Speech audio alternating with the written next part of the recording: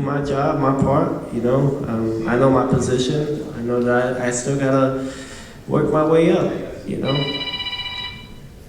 yeah, I still gotta work my way up, and that's part of it. It's the process. I just came to give everybody just my part of my performance, which was to take over. And you know, I think I did enough, and you know, I definitely, yeah, I think it was cool. It was cool. The other two, air quotes, A sides on the pay-per-view side are probably going to get some criticism tonight. What did you think of their performance? I'm talking about Haney and Garcia, of course. Well, I was in the back. I was like, I had to do my urine test and blood test, but other than that, I was watching bits here and there, Haney and Ramirez. It seemed like Haney was just moving a lot more than just throwing punches. So I think he's gonna continue to have that type of constructive criticism on him. You know, but nevertheless, he knows how to win. He got the job done.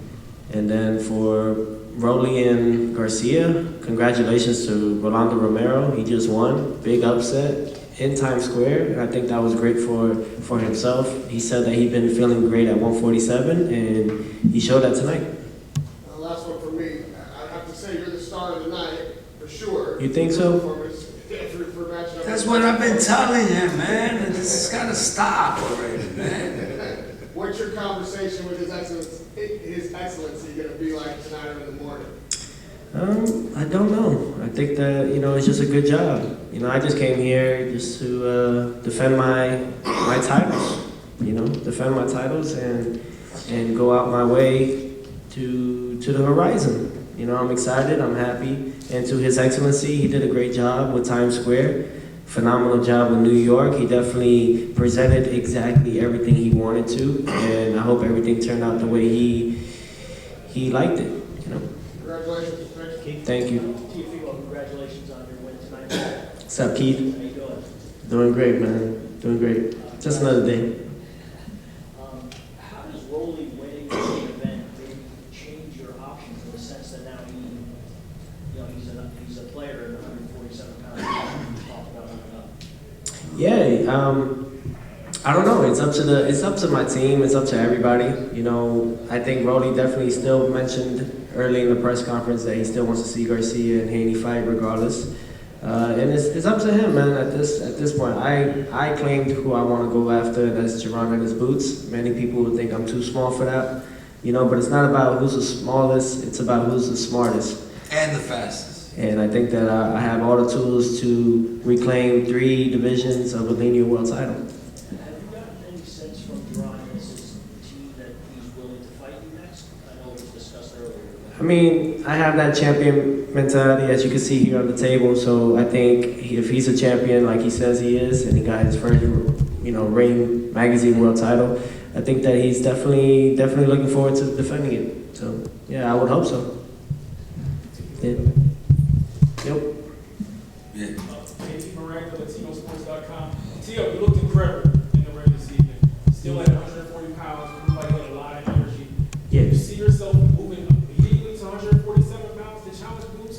Or would you take an intermission fight at 147 pounds to see how the weight is on you? Nah, I don't take breaks. I don't take the easy shortcuts. Nah, I go after everything. This is the takeover. If you say that you're the greatest, you go and you show it. So I think that definitely, you know, it's up to everybody on that side. For me, I'm always down for a good showdown. Okay, so if you can't get Boots in the ring immediately, is there anyone else at 147 pounds that you would immediately identify? I haven't thought about that yet. I'm just focused on what I was promised, and we'll see from there. Would definitely like to just rely on my team on that too. So. Jay with Sportbox TV official. Yep. So you said you just want what you were promised, right?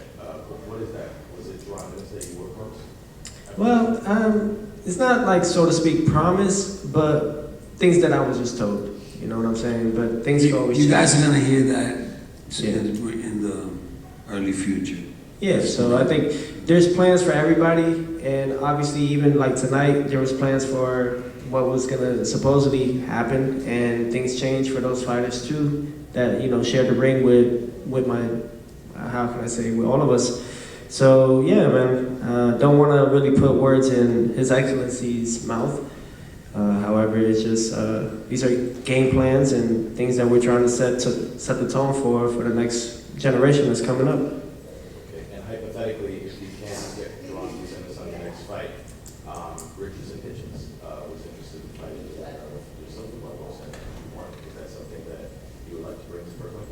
I mean, listen, anything is possible. You know, he has a job to do against George Kambosos Jr. And defend his IBF world title. You know, I have Keith Connolly here and Mike Borre. So they're doing Burrow. Yeah, they're doing a great job with me. They've helped me along like this whole journey, honestly, and my father. So I'm just gonna let them handle that with the paperwork and all that. Yeah. You're welcome. Thank you. Congratulations. Yes, sir. It's cool. Boxing Social. Tia, you seem to have embraced this whole fight week. How much do you enjoy being here in New York and showing out for your fans? And every day they had it in Manhattan Center, they packed it on for champion your name. How much have you enjoyed that? And you want to come back here for your next fight? I mean, I love New York, you know what I'm saying? And this was a historic night. You know, there's nothing like fighting in the center of Times Square. I mean, this is something I could definitely tell my son, who's 3 years old right now, and then tell, you know, his children, you know, so that's something that no one can ever take away from me. I definitely love it. You know, I love New York, not the taxes, but I love New York. Yeah. Yeah.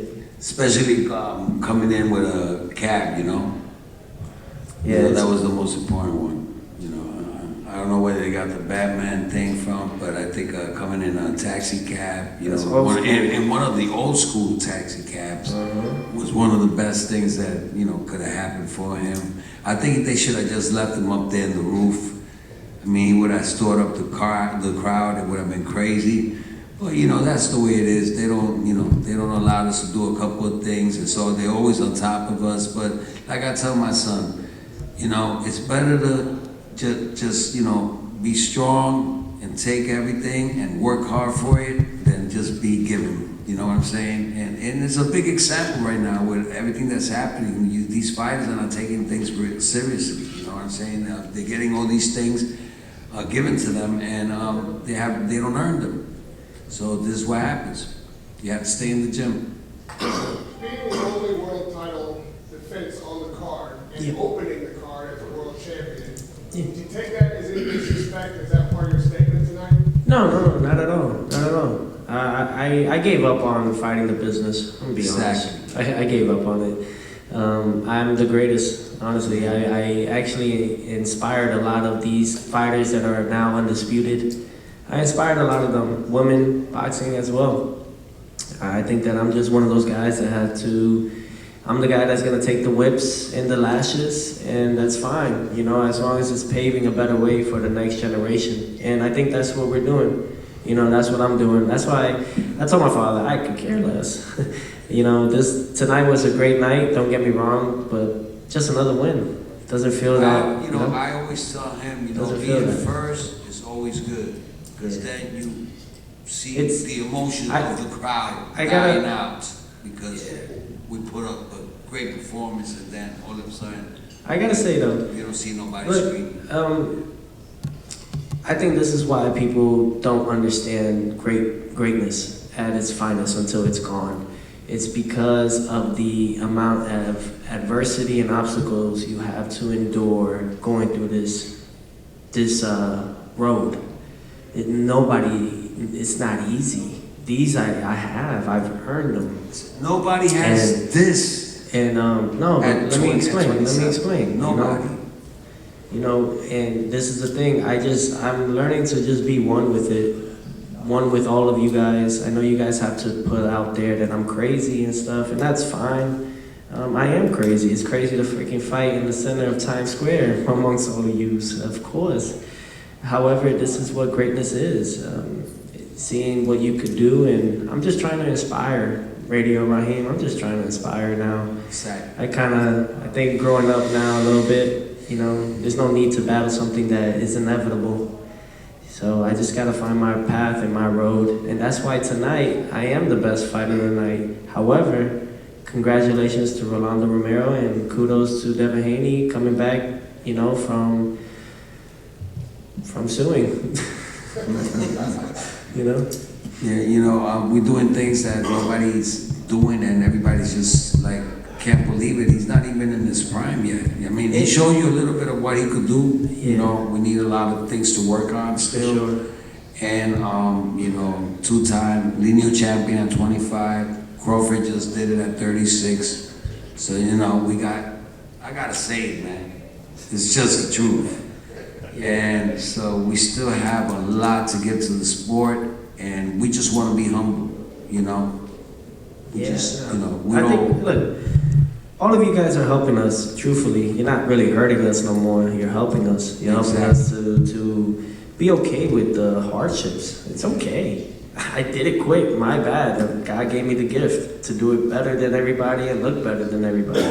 What do you want me to do? If you're mad at me, be mad at God, not me. He gave me it. I just didn't quit. So, you know. Do you have any final words for Barboza and his team? I don't know, this was a fight for years in the making, and they seem to take it personal that they didn't get to fight for some years. Do you have any final words for them? I mean, he wasn't ready. I mean, he probably didn't understand the question, but he wasn't ready. He didn't have nines for us to take, you know what I'm saying? He was looking for world champions, you know? He just won the interim, didn't he? Yeah. When he beat Claggett? No, Carroll. So he just won the interim, so then we said, okay, let's fight him, you know? 29-0, you know? And that all went real fast. So no, he was 32-0. Now he's 32-1. We just dropped him down. 32-0, that's even better. But it's okay, yeah. To Barboza, don't worry, man. You lost to the best, the greatest. I mean, it's not a problem. You're gonna be lifted still. See, if I lost to him, that's it. I'm jobless. I gotta go look for a job. Yo, I don't think I'm not kidding there either. I'm not fucking kidding. Like, yeah, that's. Yeah, he's kidding. No, like, fuck, no, I'm not. He's kidding. That'll be alright. Sports, congratulations, man. Yeah.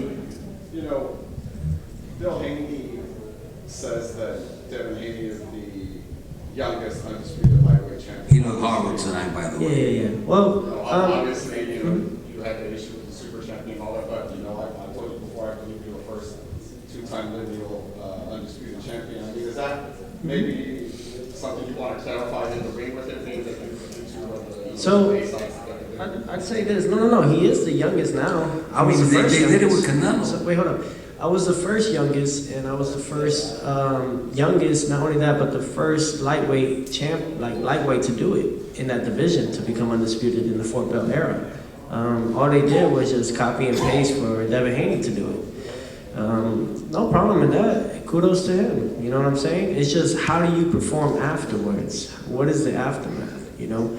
See, I think of a champion as you got to take your losses like your wins and learn from them. And if you can't, then, you know, you can't go and just tell yourself that you're undefeated.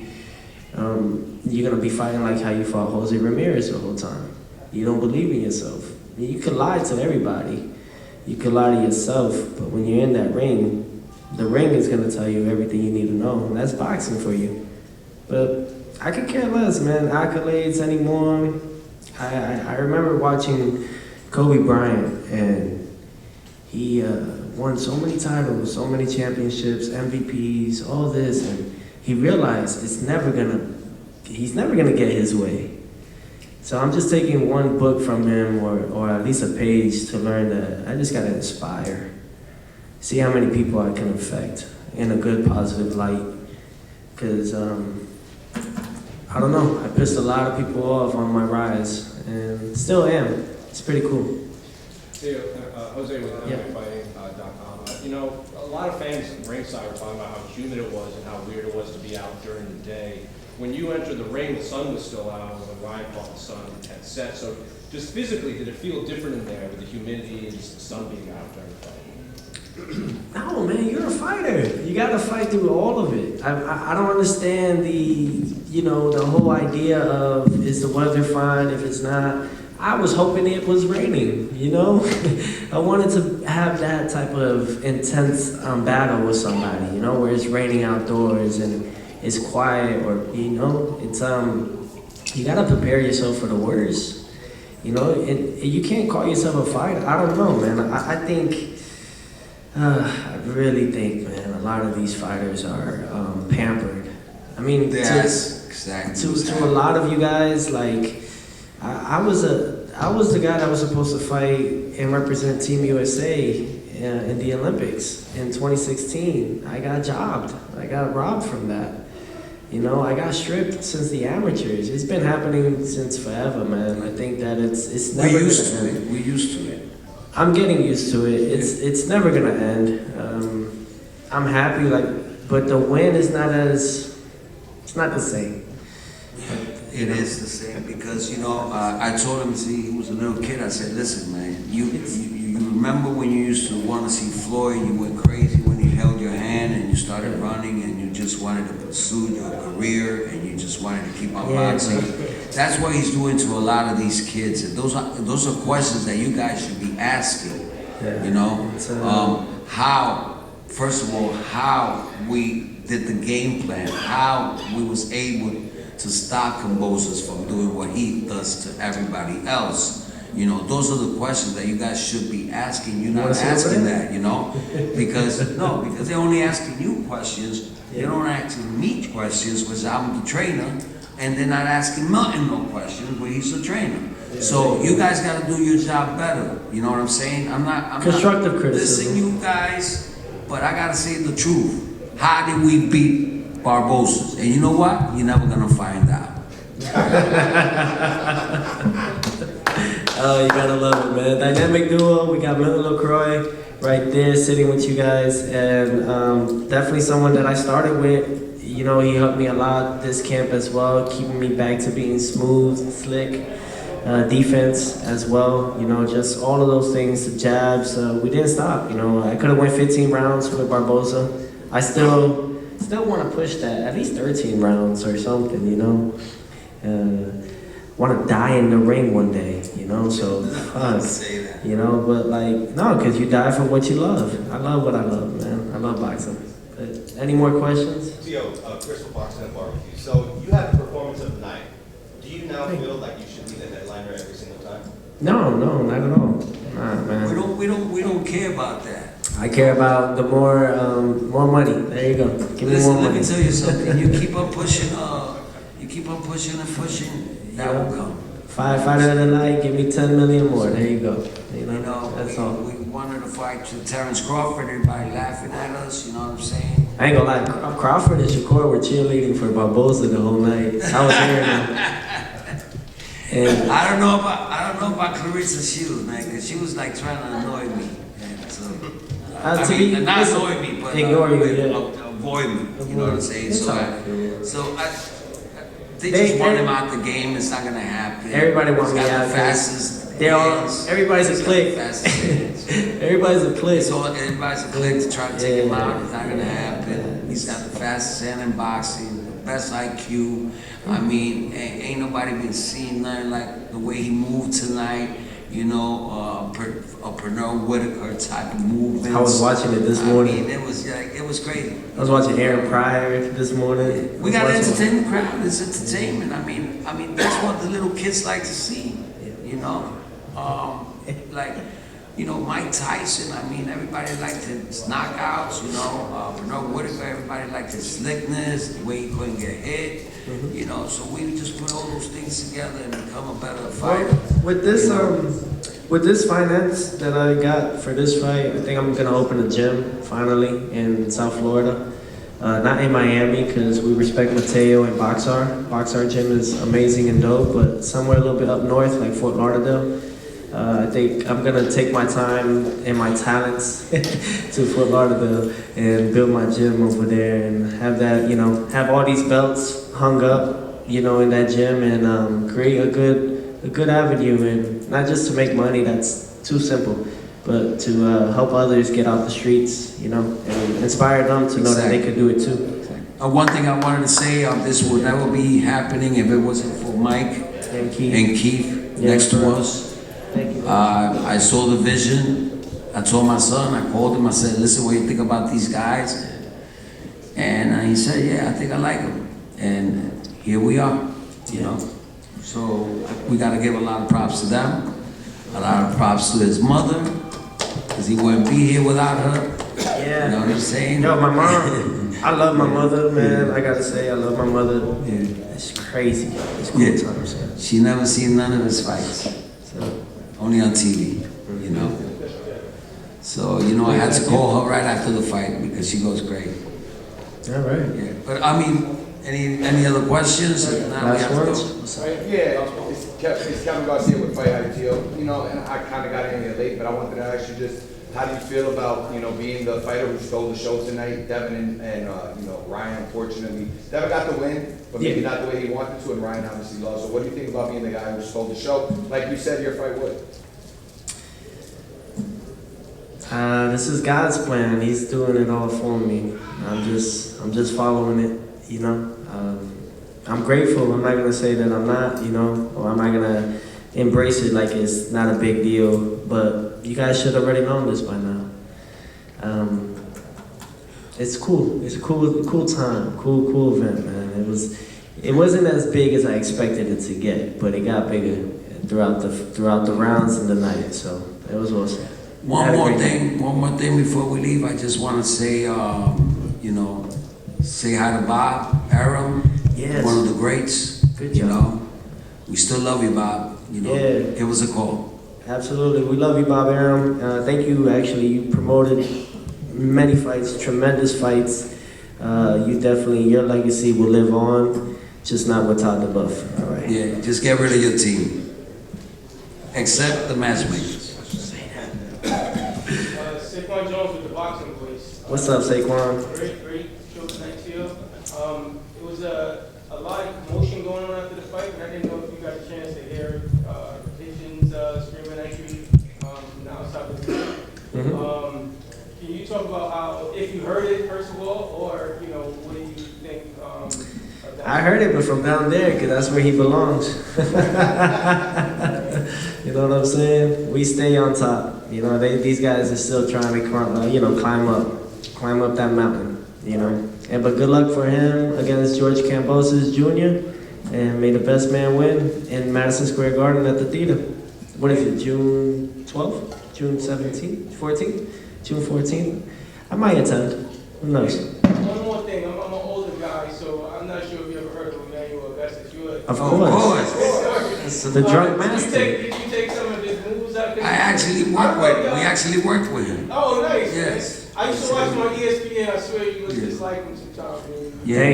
Thank you. Yeah, absolutely. He was always good with the heavyweights because of his jab. You know, keeping your straight, you know, composure and just throwing that jab. That No, 1-2. the dance. The dancing part. Yeah. Oh, okay. Right, that's to get the other guy out of his rhythm. And if you're slick like I am, you'll be able to do it. You know, I'm just trying to bring back. You got it wrong. It's okay. It's okay, champ. It's I okay. thought he was talking about the coach. So at what point, you do that a lot in fights, like at what point in your fights do you have that confidence to, I mean, you still gotta be cautious. Yeah. But you did with Josh Taylor, you did with a couple other guys. Like what gives you that go ahead? Rhythm. When you know it's The eyes never lie, Chico. The eyes don't lie. I always stare at them, and I can tell their confidence is going down every time because they just can't. It's different, and I'm only getting better. I think now is when I'm gonna start touching my prime. But 27. Damn. I got like 10 years in this. I got 10 more years. Yeah, he's Hall of Fame already. Yeah, Future. My time of making those money that these guys are making will come. That's I got exactly 10 what years. I I got tell 10 all the years, time. man. You know what I'm saying? Do it for the kids. Do it for everybody, for all you guys, for the fans. That's what we do it for. This is my first post press conference. That's cool. Wait, did you hear Terence Crawford and Shakur giving? Fuck those guys. No, but did you hear them giving? They both suck each other's, you know what. Okay, all right. So I was just seeing. I was hearing them cheerlead Barboza. Oh, okay, yeah. By the 7th, 8th round, they still quiet though. But they can't get at me. Why not? Listen, they came specially Why for can't this. they get at us? They came specially Why for us. can't? Why? They came What they especially scared for of? us. Losing to a Latino? What they scared of? Come on. What happened? Listen, man, I told Terence Crawford, I seen them legs, they already done, man. But- You but know, I don't know. and I'm happy for the No. guy, because he's getting a Bunch of- good paycheck, There's a then bunch he's of- on his way. But he's No. never gonna fight a real champ, you know what I'm saying? Like my son. I mean, that Canelo fight is ridiculous. Yeah, man. But other than that, thank you guys. Hopefully, you guys get home safe and sound. Safe travels to each and every one of you. Thank you, and to all those watching, I hope you had a great time and a great night. Times Square Takeover did do his job, you know. And thank you to His Excellency, to Sela, to Keith, to Mike, to all the promoters that played part in this. None of this would have been possible. Cheap, man. Yeah, His Excellency. And, The Zone. Hey, The Zone. The zone. Appreciate you, The Zone. Now, let me get some equity. Thank you. Good night, guys. Have a good day.